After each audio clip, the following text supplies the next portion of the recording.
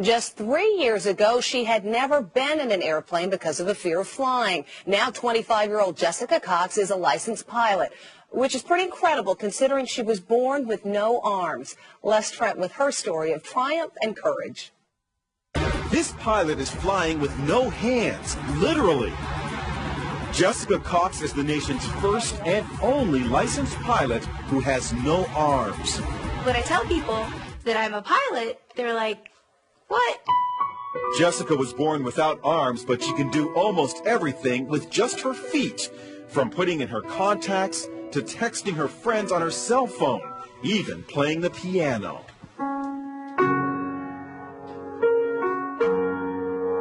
Jessica has a black belt in Taekwondo. She makes a living as a motivational speaker, but always had a fear of flying. So Jessica decided to face her fears head on and got a pilot's license. She talked with our Jim Murray. How is it possible to fly a plane without hands? You know, it's even hard for me to believe when I'm talking about him. You just do it.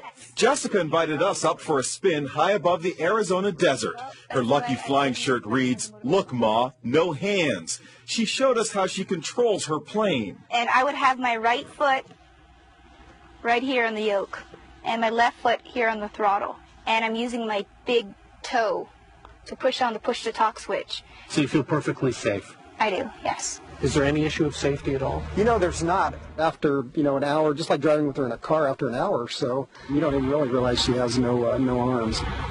Our cameras were mounted inside the small plane to see Jessica in action. Watch as she takes off. Jessica uses her left foot to control the throttle.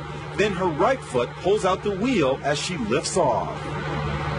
It looks scary, but she does it like a pro. And watch, after she makes a picture-perfect landing, she stretches her leg and opens the cockpit windows. How was the flight? That was fun. Good for her. Doctors have never been able to come up with an explanation as to why Jessica was born without arms.